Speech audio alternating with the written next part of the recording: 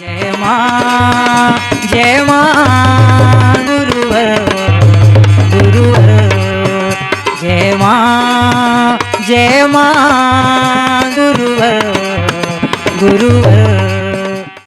अपने कर्म पर विश्वास रखो। आत्मा की जननी हमारी आत्मा, हमारी उसका अंश है। हमारी आत्मा से वो ऊर्जा आपको प्राप्त हो जाएगी। किसी क्षेत्र में देख लो, जो साइंटिस्ट बनता है उसकी वह कोशिका पर पूरा दिन रात एकाग्र हो जाता है, अच्छा से अच्छा साइंटिस्ट बन जाता है, अच्छा से अच्छा डॉक्टर बन जाता है। एक खिलाड़ी नित्य प्रति जब अभ्यास करता है, एक सामान्य शरीर जीने वाले आप लोग प्रयास करो, आपसे कह दिया जाए 5 फीट की छलांग लगा दो, आप नहीं लगा पाओगे। वो अभ्यास करते हैं, लोग कितनी फीट की लंबी छलांग लगा देते हैं। अभ्यास से सब कुछ होता है। आपके शरीर के अंदर की जो सामर्थ्य है उसको जब जहां जिस रूप में उपयोग करोगे, आत्मा की ऊर्जा उसी दिशा में कार्य करना प्रारंभ कर देती है।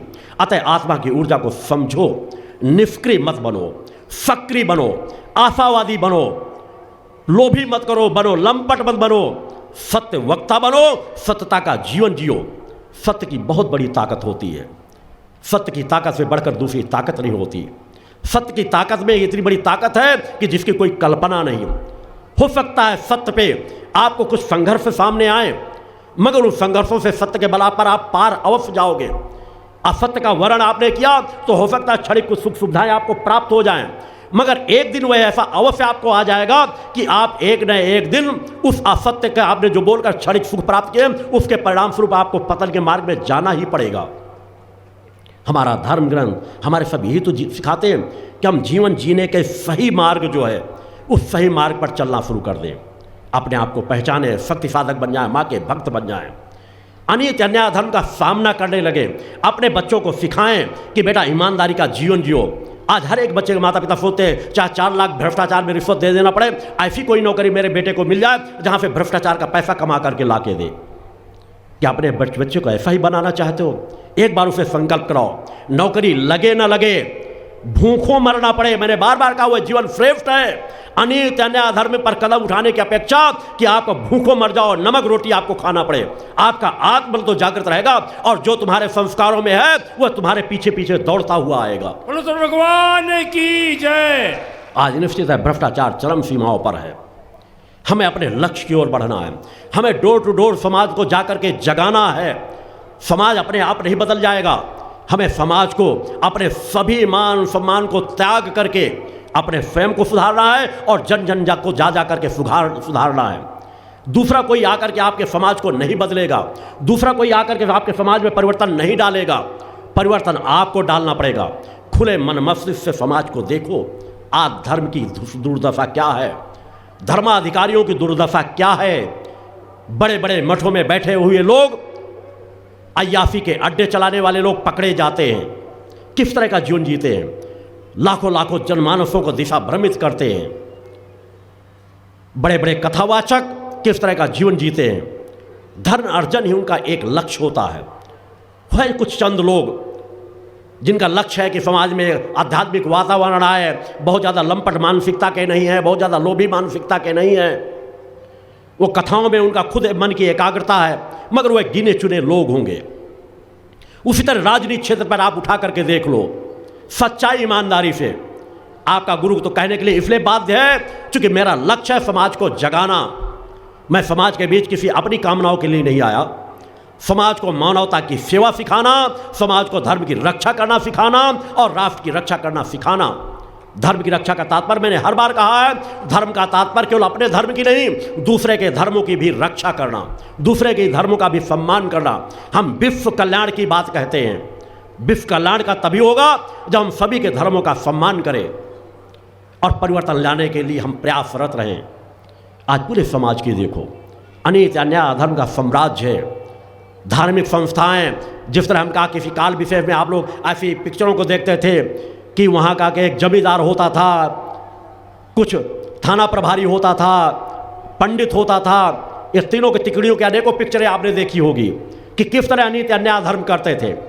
पुजारी धर्म का माध्यम बन जाता था, वहाँ का जो थाना प्रभारी रहता था उनका साथ देता था, और जो वहाँ का जमींदार रहता था, तीनों मिलकर के किस तरह अन्याय अत्याचार करते। अनेकों पिक्चरें आप लोगों ने देखी होगी अनेकों प्रकार की। पिक्चरों को देखने क्यों जाते हो? अपने जीवन में आसपास देख लो। आज भी उसी तरह की तिकड़ी बनी हुई है, आज भी वही समाज का शोषण हो रहा है। किसी प्रदेश की बात देख लो, देश की, प्रदेश की, किसी प्रदेश की, मैं किसी एक पार्टी की बात नहीं कर रहा, एक भी प्रदेश की बात नहीं कर रहा, हर जगह तिकड़ी बनी हुई है। बेईमान उद्योगपतियों की, राजनेताओं की और पुलिस प्रशासन की। ये सब मैं नहीं कह रहा, सभी भ्रष्ट हैं, मगर 90% अधर्मी अन्यायी पथ पर चल रहे हैं, जो समाज का शोषण कर रहे हैं, समाज को लूट रहे हैं, समाज को ठग रहे हैं, समाज का शोषण कर रहे हैं। अगर न कर रहे होते तो आज एक भी व्यक्ति हमारा भूखों न मरता, समाज के नफे में व्यवसाय न फल फूल रहे होते, अधर्मी अन्यायों का साम्राज्य न होता। किसी भी थाने के सामने जाकर 2-4 दिन एकांत स्थान में खड़े होकर के देखो, अधर्मी अन्यायी गुंडे मानसिकता के व्यक्ति आते हैं, थाना प्रभारी बढ़कर हाथ मिलाता है, अपनी टेबल पर बैठाएगा, कुर्सी बैठाएगा, आराम से उसे चाय नाश्ता कराता है। गरीब आता है, हाथ जोड़ता है, जी हुजूर, जी मालिक, हमारी ये समस्या, हमारी ये वेदना है, 4 आंसू बहाता है, उसे माँ बहन बेटी की गालियां सुनना पड़ता है, शोषण होता है। आज़ादी के बाद जो हमारे रक्षक स्थान है, होना तो चाहिए कि हर समस्या से गरीब से गरीब व्यक्ति थाने के अंदर जाए तो उसे अपनेपन का एहसास हो, उसे लगे कि यहाँ पे मुझे सहारा प्राप्त हो जाएगा। मगर आज हो क्या रहा है, किसी मंत्री, विधायक, सांसद का एक फोन जाए, वही उन पदों पर बैठे हुए पुलिस के बड़े बड़े अधिकारी सर के बल खड़े हो जाएंगे। एक आम आदमी, वो मंत्री विधायक उनसे अपशब्दों से भी बात कर लेते हैं। एक आम आदमी जो हिजू, जी हुजूर, जी मालिक कहता है, पैर भी पड़ लेता है, गिड़गिड़ाता है, रोता है, उसके साथ ये अन्याय, अत्याचार आज आज़ादी के बाद। हर चुनाव की बात कहते हैं, मैं कह रहा हूं चुनाव आयोग दिखावे के लिए है। कौन चुनाव आयोग ऐसा नहीं जानता?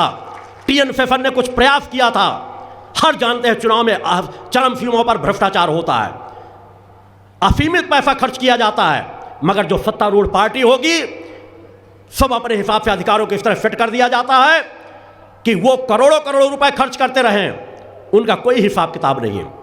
एक नई पार्टी अगर 10-20 हज़ार भी खर्च कर दे तो उसके ऊपर 10-20 लाख का बिल बना दिया जाएगा। क्या यह अन्याय नहीं है? आज़ादी के बाद भी पैसे के बल पर समाज के वोट खरीदे जाएं और फिर सत्ताओं में जाकर बैठ जाएं और फिर कहें हम सब जनता के चुने हुए हैं। मेरा मानना है आज के समय पर 75% नेता ऐसे होंगे जो जनता के चुने हुए नहीं माने जा सकते, बेईमानी से चुने हुए होंगे, अनित अन्याय अधर्म से उन सत्ताओं के पथ पर जाते हैं। हम कब तक सहते रहेंगे? आप अपने देश को भारत माता कहते हो, ध्यान दो, भारत माता की जय। हम माता के बराबर मानते हैं, हम अपनी माताओं को त्याग कर देते हैं उस भारत माता के लिए।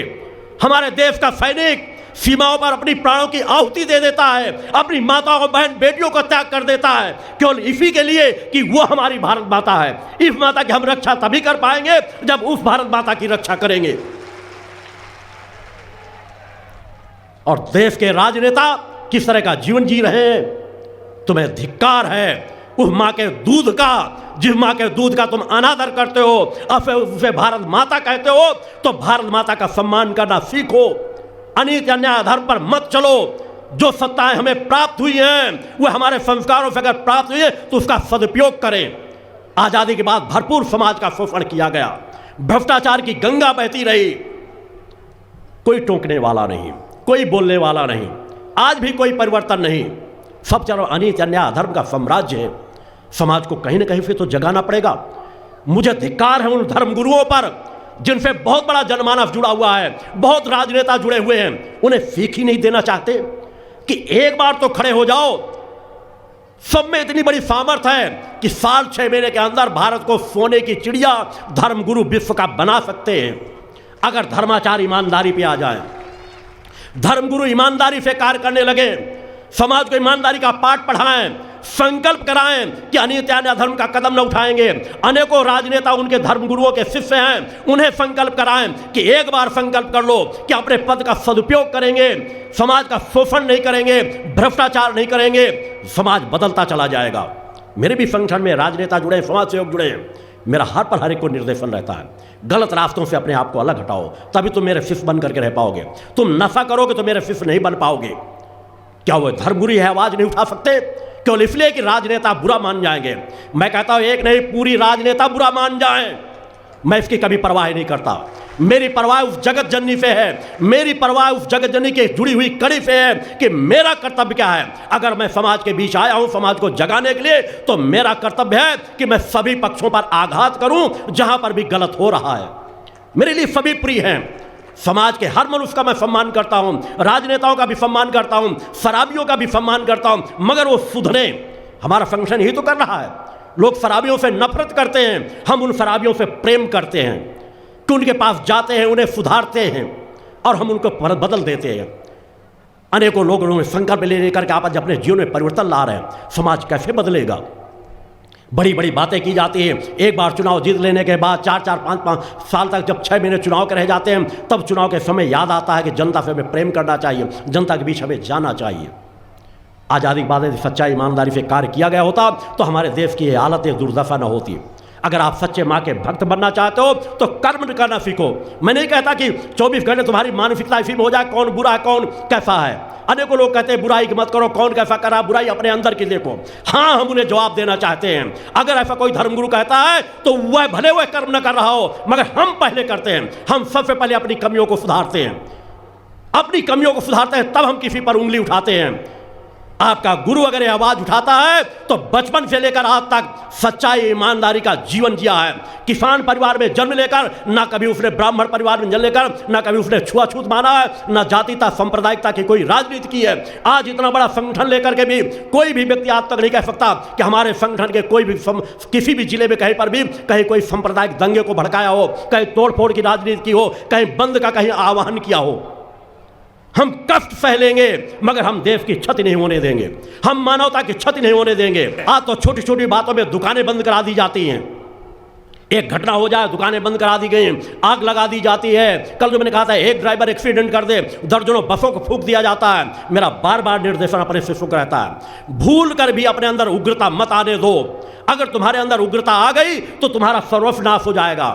विद्रोही बनो, अनीत अन्याय अधर्म के खिलाफ विद्रोही बनो, मगर विद्रोही बन करके रचनात्मक कार्य करो। और रचनात्मक कार्य तुम तभी कर पाओगे जब तुम्हारे अंदर सत्य की ताकत होगी। तुम साधक बनोगे, सच्चे माँ के भक्त बनोगे, श्रद्धा विश्वास माँ की आराधना करोगे और माँ तुमसे कैसा चाहती है वैसा जीवन जियोगे। तुम्हारा गुरु तुमसे कैसा चाहता है वैसा जीवन जियोगे। तुम्हारे गुरु की कोई लिप्तता नहीं है। तीनों धाराओं का गठन करने के बाद भी मैंने तीनों धाराओं के पदों से अपने आप को अलग किया है। उनका मार्गदर्शन मेरा है, मानवता का मार्गदर्शन मेरा है। ना तो मुझे कोई राजनीतिक चुनाव लड़ना है, ना किसी राजनीतिक पद को ग्रहण करना है, ना किसी अन्य पदों को। मेरे लिए जो माँ के चरणों का पद है, मेरे लिए उससे बढ़कर के और दूसरा कोई नहीं है। वैसी विचारधारा रखो, एक बार जागो, एक बार अपने आप को पहचानो, एक बार अपने लोगों को संकल्प कराओ कि अगर तुम्हारा सगा पिता भी अगर भ्रष्ट राजनीति करता है तो तुम्हारा वोट उसे नहीं पड़ना चाहिए।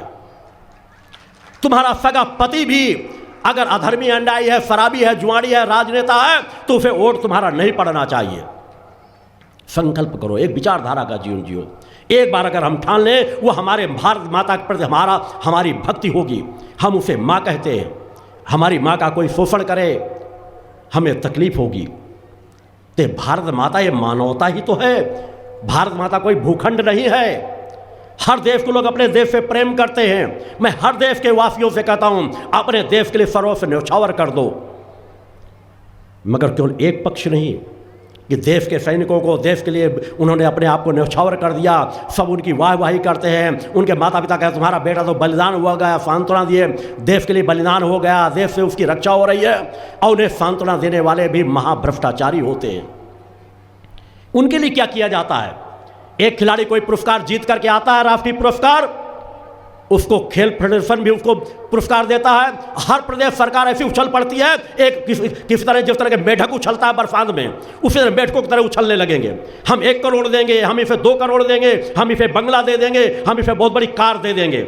अरे धिक्कार है तुम्हारी सोचों पर। एक खिलाड़ी के लिए इतना दे सकते हो, और जो हमारा सबसे बड़ा खिलाड़ी है देश का, वह सैनिक जो अपनी जान भी गंवा देता है हमारी रक्षा के लिए, उसे 10,000 10 लाख दिया जाता है, 20 लाख दिया जाता है। उसकी क्या कीमत लगाई जाती है? उसके परिवार का कितना ख्याल रखा जाता है? उसके परिवार को कितना सम्मान दिया जाता है? ये आप सभी जानते हैं। आज देश की जो दुर्दशा है, मैं बार बार आह्वान करता हूं, किसी राजनीतिक पार्टी से मेरा द्वेष नहीं है, मेरे हर पार्टी के लोग शिष्य हैं, दीक्षा प्राप्त हैं, मगर मैं हर का आह्वान करता हूं, आओ एक बार। हर व्यक्ति से गलतियां होती हैं। ऐसा इस भूतल पर कोई व्यक्ति नहीं जिसने जन्म लिया मानवता का और इस कलिकाल में आकर उससे कोई गलतियां न हुई हों। हमसे जो गलतियां हो गई, एक बार हम संकल्प ले लें, सत्ता रहे न रहे, पद रहे न रहे, एक बार हम इंसानियत के लिए अपनी पूरी ताकत झोंक देंगे। हमारे पास जो सामर्थ्य है उसको सच्चाई ईमानदारी में उपयोग करेंगे, सब कुछ बदल जाएगा। केवल एक बार निर्णय ले लेने से, यही तो हमारी मां की भक्ति है। आप एक बार अपने अंदर की इच्छा शक्ति जगाओ, ये गरीबी जो है अपने आप मिटती चली जाएगी। कहते हैं हम गरीबों की बात करते हैं, गरीबों की बात कर रहे होते तो सबसे पहले स्वास्थ्य और शिक्षा की दिशा में ध्यान करते, जो हमारा देश आज सबसे दयनीय स्थिति पे है। सबसे पहली निगाह वहां होती कि एक बार 5 साल मैं गरीबों को दे दूं, उन लड़कों को दे दूं जो आज शिक्षा से मोहताज हो रहे हैं। किसी परिवार में क्या यह देश में नहीं हो रहा? इधर सोच हमारे देश के प्रधानमंत्री की क्यों नहीं गई? कहीं पर नवोदय विद्यालय होते, लोग मेरे आश्रम में आते हैं, गुरुदेव जी हमारा बच्चा नवोदय की परीक्षा देने जाएगा, किसी तरह गुरुदेव जी नवोदय में उसका एडमिशन हो जाए, वो परीक्षा पास हो जाए। ये व्याकुलता, आज हम बच्चों को शिक्षा के विद्यालय नहीं दे पाते। क्यों नहीं नरेंद्र मोदी की विचारधारा में आया कि स्मार्ट विद्यालय हमको 6 बना दें, हर जगह नवोदय विद्यालय इतने बना दें कि जितने लोग आना चाहें उनमें एडमिशन हो जाएगा, उसकी कोई परीक्षा की आवश्यकता नहीं। उन बच्चों की परीक्षा विद्यालय में एडमिशन के लिए ली जाए जो शासन द्वारा चलाई जाए। कोई विशेष लक्ष्य के लिए चलाई जा रही हो अलग बात है, किसी विशेष शिक्षा के लिए चलाई जा रही हो अलग बात है। आज हम उन्हें विद्यालय नहीं दे पाते। आज समाज में जितने विद्यालय हैं उनकी दुर्दशा क्या है, वहां जाकर के देखो। टूटे हुए विद्यालय बने होंगे, गंदगी का अंबार होगा, किसी में दरवाजे नहीं होंगे, किसी में खिड़कियां नहीं होंगी, किसी में रोशनी नहीं होगी, पढ़ाने वाले टीचर नहीं होंगे। आज टीचर के लिए विद्यालय के लोग, गांव के लोग रो रहे हैं, हमारे विद्यालय में टीचर आ जाएं, हमारे बच्चों को अच्छी शिक्षा मिल जाए। शिक्षा का स्तर गिरता जा रहा है और बच्चे जो प्रारंभ से शिक्षा नहीं मिलेगी कक्षा 1, 2, 4 तक, तो निश्चित धीरे धीरे वो 5वीं 6वीं तक जाते जाते घर बैठ जाते हैं। जब वहाँ जा कर के कोई टीचर शराबी मिलता है, कोई टीचर विद्यालय में ही नहीं आता, तो बच्चे इतने अनपढ़ हो जाते हैं कि पढ़ाई की तरफ से डरने लगते हैं, जाते ही नहीं कि क्या जाए, टीचर आता है मारपीट करता है, कुछ पढ़ाते नहीं। शिक्षा का स्तर गिरता चला जा रहा है। दुर्दशा उन विद्यालयों की देखो, कौन सुधारेगा? केवल हम भगवान का नाम लेते रहे अपने आप नहीं सुधर जाएंगे। हमें राजनेताओं को प्रेरित करना पड़ेगा, उन्हें वह चिंतन देना पड़ेगा, वह बुरा मान जाए तो मान जाए, मगर उनको सत्य बार बार इंगित करना पड़ेगा कि सबसे पहले उन विद्यालयों की तरफ देखो। अगर हमने शिक्षा का स्तर सुधार दिया तो ये हमारे भारत का, नवीन भारत का निर्माण होगा। शिक्षित व्यक्ति अपराधों के मार्ग पर कम जाएगा। दूसरा, स्वास्थ्य की दुर्दशा देखें। आज पूरे गांव में, कई बार कई शहरों में भी वो इलाज उपलब्ध नहीं है। कोई नागपुर भाग रहा है, कोई भोपाल भाग रहा है, कोई दिल्ली भाग रहा है। क्या हम ये सोच नहीं बना सकते थे कि 5 साल तक अधिक से अधिक हम ऐसे अस्पतालों को खुलवा दें कि हर जिले में, हर तहसील में, बल्कि मेरा कहना हर पंचायत क्षेत्र में लोगों को पूरा इलाज वहीं का वहीं हो जाए। कहते हैं झोला छाप डॉक्टरों को बंद कर दो, झोला छाप डॉक्टर ऐसा कर रहे हैं। मैंने कहा जिस समय इस भारत देश से झोला छाप जो डॉक्टर इलाज करना बंद कर देंगे, 25% जनता मौत के गर्त में चली जाएगी। जिनके पास पैसा नहीं है वो जाएंगे कहां? दर्द है, तकलीफ है, छोटा मोटा इलाज उनका हो जाता। मैं जानता हूं कि उनका इलाज कई मर्जों में घातक हो सकता है, मगर 90% मर्जों में वो सहायक सिद्ध होते हैं। एक आम व्यक्ति के पास पैसा नहीं, इलाज हो जाएगा कहां? हम उन कहीं के अस्पतालों की ओर देखते, उनकी क्या दुर्दशा है, उन्हें इलाज ढंग से नहीं मिल पा रहा है, बच्चे पढ़ नहीं पा रहे हैं, उनकी स्थितियां क्या है। रेलवे को उठा करके देख लो, जिस शहर से रेलवे लाइन जाती होगी सबसे ज्यादा गंदगी रेलवे लाइनों के आसपास आपको मिलेगी। क्या कर्तव्य नहीं शासन प्रशासन का कि वहां सबसे ज्यादा बड़े बड़े नाले, बड़े बड़े गड्ढे बड़े होंगे, दुर्गंध होगी, बदबू बह रही होगी। किसी भी रोड मार्गों में देख लो, वहां गंदगी का साम्राज्य लगा होगा। किसी भी ऑफिसों में चले जाओ, वहां कोई पान का थूका पड़ा होगा, गंदगी पड़ी होगी, बस ज्यादा ज्यादा ऑफिसर की कुर्सी साफ होगी, गंदगी का साम्राज्य होगा। हम वहां से सफाई अभियान शुरू करते, दिखावे के लिए झाड़ू ले लेने से बड़े बड़े फिल्मी एक्टर उतर आए, कोई झाड़ू ले लिया, कोई दस्ताने पहन करके, कोई कहीं उतर गया, फोटो आने लगे और सब कुछ देश की सफाई हो गई। स्वच्छता अभियान के लिए फुल अप कॉम्प्लेक्स बनने लगे। उन कॉम्प्लेक्सों की क्या हालत है उन गांव में जाकर के देखो। किसी में टीन नहीं तो किसी में फीट नहीं तो किसी में गड्ढा नहीं, बना दिए गए 2-2 फीट के गड्ढे खोद दिए गए, किसी में गड्ढे भी नहीं खोदे गए, बस फोटो भेज दी गई और बन गए उतरे, कल्याण हो गया। जहां ईमानदारी नहीं होगी, भ्रष्टाचार होगा, वहां यही होगा। हर पंचायतों के लोग जो मुझसे जुड़े हुए आते हैं बताते हैं, बोले नीचे के अधिकारों से लेकर ऊपर तक पैसा भेजना पड़ता है, हम कराएं तो कहां से काम कराएं। अतः सबसे पहले अगर देश के राजनेताओं को सुधारना है तो स्वयं संकल्पित हो जाएं कि हम संकल्प लेते हैं कि हम भ्रष्टाचार ना करेंगे और ना भ्रष्टाचार होने देंगे। मगर भ्रष्टाचार होने ना देंगे केवल इतने कहने मात्र से कार्य नहीं चलेगा। जैसे उन्होंने कहा कि सज्जन पुरुष वो बेकार है हमारे लिए जो सज्जनता का उपयोग ना करें। क्या नरेंद्र मोदी जी ने आने के बाद एक भी ऐसा स्टेटमेंट दिया कि जहां भारतीय जनता पार्टी के शासन की सरकारें हैं वहां पर मुख्यमंत्री आदेश करें हर थानों में, हर ऑफिसों में, हर कार्यालयों में कि एक भी भ्रष्टाचार नहीं किया जाएगा, जो भ्रष्टाचार करेगा उसके खिलाफ तत्काल कार्रवाई की जाएगी। हर चीजों में भ्रष्टाचार क्यों नहीं? हर ऑफिसों के सामने बोर्ड टांगे गए कि वहां 2-4 नंबर लिखे हों क्षेत्रीय विधायक, क्षेत्रीय सांसद के, कि किसी समय तुमसे कोई पैसा मांगे आप तत्काल हमारे पास फोन कीजिए। क्या यह कर्तव्य नहीं बनता? आज वो भय होना चाहिए अधिकारों का कि हम अगर 5 रुपए मांगेंगे तो कहीं ना कहीं तुरंत हमारी शिकायत होगी और तुरंत हमें हटा दिया जाएगा। मगर आज कोई सुनाई नहीं। अगर मैंने कहा इस देश को कुछ करने की जरूरत नहीं, कोई नई योजना लाने की जरूरत नहीं, हर देश का नागरिक पुरुषार्थी है केवल भ्रष्टाचार मुक्त करा दिया जाए समाज को, नशा मुक्त करा दिया जाए समाज को। मैं सभी का आह्वान करता हूं, हमारी कोई महत्वाकांक्षा नहीं, हमारे संगठन की कोई महत्वाकांक्षी नहीं। आओ एक बार संकल्प ले लो कि इस देश को हमें नशा मुक्त और भ्रष्टाचार मुक्त बनाना है। अगर नशा मुक्त, भ्रष्टाचार मुक्त बन गया तो अपराध मुक्त अपने आप बन जाएगा, उसके लिए कुछ करने की जरूरत नहीं। भगवान की जय। पहले 1-2 घटनाएं सुनने को मिलती थी, आज इस बहन बेटी के साथ बलात्कार हो गया कभी कभार। आज जब सुबह टीवी खोलो तो सामूहिक बलात्कार की घटनाएं मिलती हैं, एक नहीं दर्जनों एक दिन में। ये क्या हो रहा है समाज का? फांसी की सजा देने की बात कहते हैं। या देवी सर्वभूतेषु शक्ति रूपेण संस्थिता नमस्तस्यै नमस्तस्यै नमस्तस्यै नमो नमः। पंच ज्योति शक्ति तीर्थ सिद्धाश्रम, मां की कृपा और गुरुदेव की अमृतवाणी का पावन संगम। एक ऐसी पवित्र भूमि जहां मां भगवती की ज्योति हर दिल को रोशन करती है, जहां परमहंस योगीराज श्री शक्तिपुत्र जी महाराज के चरणों में बैठकर हर मन की पुकार सुनी जाती है। पंच ज्योति शक्ति तीर्थ सिद्धाश्रम, जहां हर कदम पर साधना, हर सांस में भक्ति और हर पल में जन कल्याण की सुगंध बिखरती है। आओ इस अलौकिक यात्रा में शामिल हो और देखो कैसे एक आश्रम ने करोड़ों जीवन को बदला। युगवंदनीय धर्म सम्राट, युग चेतना पुरुष सद्गुरुदेव परमहंस योगीराज श्री शक्तिपुत्र जी महाराज के पावन चरणों में कोटि कोटि नमन, वंदन और प्रणाम। उनकी कृपा से एक ऐसी पवित्र स्थली का सृजन हुआ जो तप, योग, ध्यान और साधना का स्वर्णिम केंद्र है। यह है मध्य प्रदेश के शहडोल जिले की ब्योहारी तहसील में बसा पंचज्योति शक्ति तीर्थ सिद्धाश्रम, जिसकी नींव परम पूज्य गुरु वर्श्री ने 23 जनवरी 1997 को रखी। तब से यहाँ माँ भगवती की अखंड ज्योति जल रही है और 15 अप्रैल 1997 से श्री दुर्गा चालीसा का अखंड पाठ अनंत काल तक जन जन के कल्याण के लिए गूंज रहा है। हर सुबह और हर शाम जब सूरज की किरणें और चांद की चांदनी सिद्धाश्रम को चूमती हैं, तब परम पूज्य गुरुदेव जी माता भगवती आदिशक्ति जगत जननी दुर्गा जी सहित सभी देवी देवताओं और सहायक शक्तियों की आरती करते हैं। इस पावन बेला में भक्तों के हृदय मां की भक्ति में डूब जाते हैं। मूल ध्वज साधना मंदिर में भी रोज सुबह शाम होने वाली आरती में भक्तों का समूह उमड़ता है।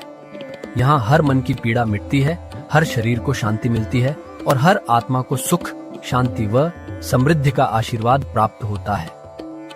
परम पूज्य गुरुदेव की कृपा ऐसी कि वे रोज सुबह और शाम भक्तों से निःशुल्क मिलते हैं। मां के भक्त और गुरुदेव के शिष्य अपने मन की बात उनके चरणों में रखते हैं और बदले में समाधान व आशीर्वाद पाते हैं। अब तक 1 करोड़ से ज्यादा भक्त गुरुदेव से मिलकर उनके मार्गदर्शन से जीवन की राह पा चुके हैं। गुरुदेव की वाणी ऐसी कि सुनते ही मन में संकल्प जागता है। उनके आशीर्वाद से करोड़ों लोग नशे और मांसाहार से मुक्त होकर चरित्रवान और चेतनावान जीवन जी रहे हैं। हर दिन सैकड़ों लोग नशा छोड़ने की प्रेरणा लेने सिद्धाश्रम धाम पहुंचते हैं। पूज्य गुरुदेव के 20 लाख से अधिक दीक्षा प्राप्त शिष्य आज के अधर्म और अन्याय के दौर में भी मां की ज्योति से अपने घरों को आलोकित करते हैं। वे साधनात्मक जीवन जीते हुए आत्म कल्याण और जन कल्याण के पथ पर चल रहे हैं। क्या यह चमत्कार नहीं? सिद्धाश्रम धाम में पिछले 28 वर्षों से मां अन्नपूर्णा भंडारा चल रहा है, जहां सुबह शाम हजारों भक्तों को स्वादिष्ट और पवित्र भोजन मिलता है। और सुनो, यहाँ ठहरने की व्यवस्था भी पूरी तरह निःशुल्क है। क्या ऐसी जगह कहीं और मिलेगी जहां हर सुविधा मां की कृपा से मुफ्त हो? सिद्धाश्रम धाम की पावन सरिता के तट पर बनी त्रिशक्ति गौशाला देखकर भक्तों का मन आनंद से भर जाता है। हर महीने शुक्ल पक्ष की अष्टमी को गौ सेवा समर्पण दिवस मनाया जाता है, जब परम पूज्य गुरुदेव और पूजनीय शक्तिमयी माता जी अपने हाथों से गायों को रोटी खिलाते हैं। यह दृश्य देखकर हर भक्त का हृदय गदगद हो उठता है। गौशाला के पास ही स्वामी श्री राम प्रसाद आश्रम जी महाराज की समाधि मन को शांति देती है, और पास ही दानवीर गुफा स्थल हर किसी को असीम शांति का अनुभव कराता है। हर साल शारदीय नवरात्र में सिद्धाश्रम धाम में शक्ति चेतना जनजागरण शिविर का भव्य आयोजन होता है। लाखों भक्त यहाँ योग, ध्यान और साधना सीखते हैं, गुरुदेव के चेतनात्मक चिंतन को सुनते हैं और मां की अलौकिक आरती का आनंद लेते हैं। मां की कृपा और गुरुदेव का आशीर्वाद पाकर हर भक्त धन्य हो उठता है। 23 जनवरी सिद्धाश्रम स्थापना दिवस एक और पावन अवसर है। इस दिन अखिल भारतीय सिद्धाश्रम दौड़ प्रतियोगिता, योग भारती सामूहिक विवाह और शाम को सुर संध्या व कवि सम्मेलन का आयोजन होता है। क्या मजा है जब भक्ति और संस्कृति का ऐसा संगम देखने को मिलता है। सिद्धाश्रम धाम का जनसंपर्क कार्यालय हर जानकारी का खजाना है। यहाँ से मासिक सिद्धाश्रम पत्रिका और साप्ताहिक संकल्प शक्ति अखबार मिलता है, जिसमें गुरुदेव की ऋषिवाणी और प्रेरक लेख पढ़ने को मिलते हैं। और हाँ, यहाँ माँ के प्रसाद के रूप में शक्ति जल भी निःशुल्क मिलता है। इस शक्ति जल ने करोड़ों लोगों को नशे और बीमारियों से मुक्त कर चेतनात्मक ऊर्जा दी है। क्या यह माँ की कृपा नहीं?